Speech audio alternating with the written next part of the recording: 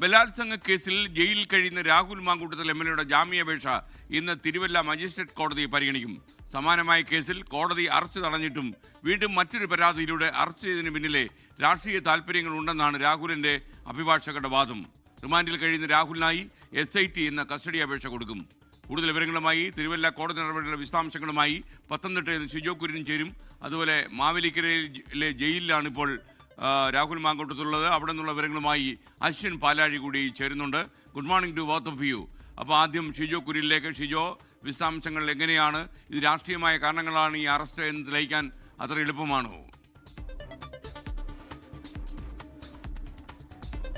Good morning. മൂന്നാം ബലാത്സംഗ പരാതിയിലാണ് രാഹുൽ മാങ്കൂട്ടത്തിനെ പാലക്കാട് അന്വേഷണ സംഘം കസ്റ്റഡിയിലെടുക്കുകയും AR ക്യാമ്പിൽ കൊണ്ടുവന്ന് രേഖപ്പെടുത്തുകയും ചെയ്തത്. അറസ്റ്റ് രേഖപ്പെടുത്തിയതിന് പിന്നാലെ രാഹുൽ മാങ്കൂട്ടത്തിലെ 2 മണിക്കൂറോളം SITയുടെ ചോദ്യങ്ങൾക്ക് വിധേയനായിട്ട് ഇരിക്കേണ്ടി വന്നു. ആ ചോദ്യം ചെയ്യലിലുടനീളം ഒരു തരത്തിലും ഒരു സഹകരിക്കാത്ത മനോഭാവമാണ് രാഹുൽ മാങ്കൂട്ടത്തിൽ സ്വീകരിച്ചത്. എന്തായാലും രാഹുൽ മാങ്കൂട്ടത്തിൽ നിലവിൽ ഈ ഷിജോയുടെ ശബ്ദത്തിന് എന്തൊരു പ്രശ്നമുണ്ട്? ഷിജോയുടെ ശബ്ദത്തിൽ എന്തൊരു ചെറിയ പ്രശ്നമുണ്ടെന്ന് തോന്നുന്നു. അശ്വിൻ പാലാഴിയിലേക്ക് പോകാം. അശ്വിൻ, വിവരങ്ങൾ എന്തൊക്കെയാണ്? പറയൂ. Good morning. Very good morning. ഇന്നലെ ഉച്ചയ്ക്ക് ശേഷമാണ് ഈ രാഹുൽ മാങ്കൂട്ടത്തിലെ ഇപ്പോൾ നമ്മൾ നിൽക്കുന്ന മാവേലിക്കര സ്പെഷ്യൽ സബ് ജയിലിലേക്ക് എത്തിച്ചത്.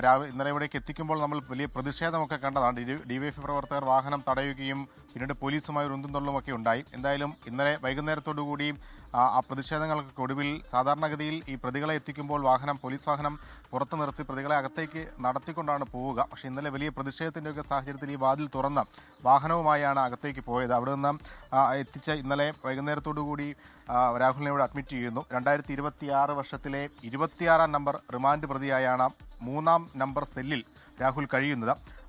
ബലാത്സംഗ കേസിലെ പ്രതി എന്നതിനപ്പുറത്തേക്ക് യാതൊരു പരിഗണനയും രാഹുൽ മാങ്കൂട്ടത്തിൽ MLAക്കില്ല. ജനപ്രതി എന്നുള്ള യാതൊരു പരിഗണനയും ഈ ജയിലിനുള്ളിൽ ലഭിക്കുന്നില്ല. സാധാരണ തടവ് പ്രതികൾക്ക് കിട്ടുന്ന ഭക്ഷണമാണ് ഇന്നലെയും രാത്രിയും രാഹുൽ മാങ്കൂട്ടത്തിൽ കഴിച്ചതൊപ്പം സാധാരണ നിലയിൽ ജനപ്രതികളൊക്കെ അവരാവശ്യപ്പെട്ടാൽ കിടക്കാൻ കൂടുതൽ സൗകര്യങ്ങൾ ജയിലിലൊക്കെ ഏർപ്പെടുത്താറുണ്ട്. പക്ഷേ ഇവിടെ രാഹുൽ മാങ്കൂട്ടത്തിന് അതുമില്ല. സാധാരണ പ്രതികളെ പോലെ ഇന്നലെ പായിൽ നിലത്താണ് 3-ാം നമ്പർ സെല്ലിൽ കിടന്നത്. സുരക്ഷാ പ്രശ്നങ്ങൾ ഉള്ളതുകൊണ്ട് തന്നെ ആ സെല്ലിൽ ഒറ്റയ്ക്കാണ് രാഹുലിനെ പാർപ്പിച്ചിരിക്കുന്നത്. ഇപ്പോൾ ജാമ്യാപേക്ഷ പരിഗണിക്കുന്ന സാഹചര്യത്തിൽ അല്പസമയത്തിനുള്ളിൽ ഒരുപക്ഷെ വൈദ്യപരിശോധന അടക്കം നടത്താനുള്ള സാധ്യതയുണ്ട്. അതിനുവേണ്ടി രാഹുലിനെ പുറത്തേക്ക് ഇറക്കാം എന്നുള്ളതാണ് നമ്മൾ പ്രതീക്ഷിക്കുന്നത്. എന്തായാലും ഇന്നലെ കണ്ട നാടകീയ സംഭവങ്ങൾക്കൊടുവിലാണ് രാഹുൽ മാങ്കൂട്ടത്തിലിനെ ഈ ജയിലിലേക്ക് പ്രവേശിപ്പിച്ചിരിക്കുന്നത്.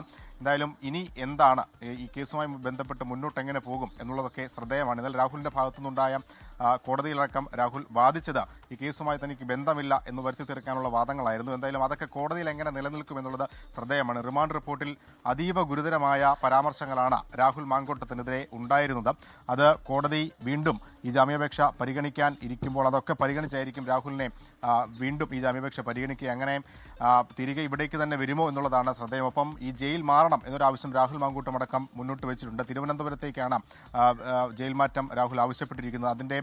അതുമായി ബന്ധപ്പെട്ട നടപടിക്രമങ്ങൾ കൂടി പുരോഗമിക്കുന്നുണ്ട്. ജയിൽ സൂപ്രണ്ട് അതുമായി ബന്ധപ്പെട്ട കത്ത് ജയിൽ DIGക്ക് കൈമാറും എന്നുള്ളതാണ് മനസ്സിലാക്കുന്നത്. അങ്ങനെയെങ്കിൽ ഈ മാവേലിക്കര സ്പെഷ്യൽ സബ് ജയിലിൽ നിന്ന് രാഹുലിന് ഒരു മാറ്റം ഉണ്ടാകുമോ എന്നടക്കമുള്ള കാര്യങ്ങളും ഇന്ന് അതിൽ ഒരു വ്യക്തത ഇന്ന് കോടതിയുടെ ഭാഗത്തുനിന്നുണ്ടാകും. എന്തായാലും രാഹുൽ ഇപ്പോഴും ആ ജയിലിൽ 3-ാം നമ്പർ സെല്ലിൽ 26-ാം നമ്പർ തടവുകാരനായി തുടരുകയാണ്.